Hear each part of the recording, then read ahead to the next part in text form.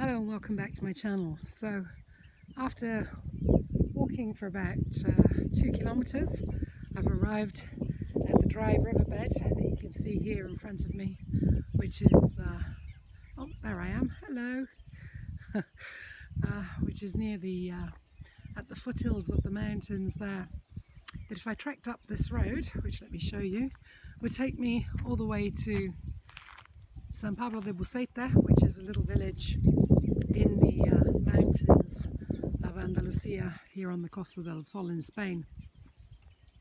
And the reason I've stopped here is to, well, on the way, because this is the second video I've shot here on this road.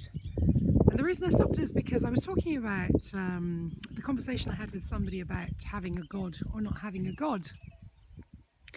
And it would seem that for so many people having a God is so important, and I respect that really deeply. I do. I think it's important that people have something to believe in, and or a higher force, if you like, a higher power to believe in. And but the one thing I struggle with is I strongly believe that whatever created this magnificent planet in all its perfection, because if you look at Mother Nature, it is absolutely perfect. There is absolutely nothing wrong with it. Everything is just impeccably so. So there is really no doubt that this magnificent planet was created somehow. Now, whether that be a force of energy, whether that be by a god, whatever it is, we know it's absolutely perfect. But the thing I struggle with is putting a label on it. Why can't we just, as people, accept that maybe, because the world, I mean, I've been to 44 countries, and in all those countries, Mother Nature is pretty much the same. It's beautiful, it's stunning, it's perfect, it's green. Many countries share the same trees, many countries share the same flowers, plants, blah-de-blah-de-blah.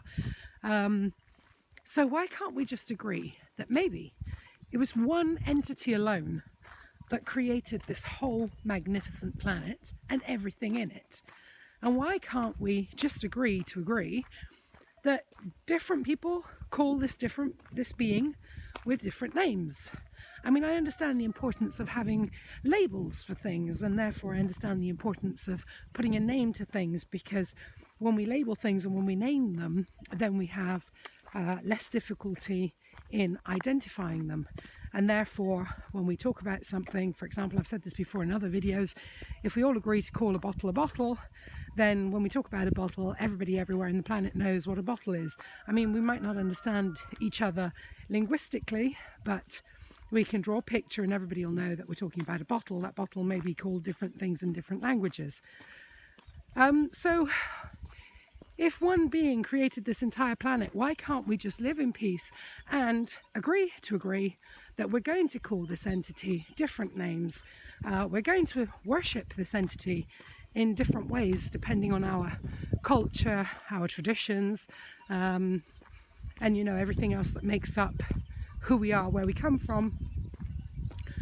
But we can all live in peace and agreement that, okay, we have different ways, but if we want to call him God, or if we want to call him Allah, or if we want to call him any other name, or she, Mother Gaia, let's call her a female as well, why don't we just, you know, why can't we just all agree that it was one entity, and yeah, and that we as individuals have different ways of worshipping that entity? But it doesn't mean that we're bad people just because we don't follow your faith, or we don't worship your God, or we don't worship our God because it's the same God in your way. That would be a more honest way of putting it. We do worship this God, but not your way. That doesn't make us bad people. It just makes us different.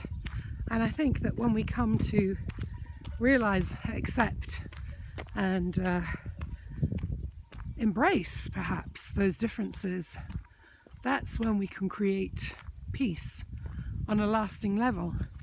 because, you know, understanding someone else, that is the first step to actually embracing somebody else, embracing what they believe, embracing their ways. You know, it's really not difficult to live in peace. It's just that the greedy powers that be would have us believing that we're so different, that our differences are irreconcilable. But that's a load of BS. We are all the same, every single one of us. But anyway, that's enough ranting and raving for me. I think there's a horse that's escaped one of the farms and is out there loose. I'm walking away from it so it can try and find its way home, because I don't want it to get lost.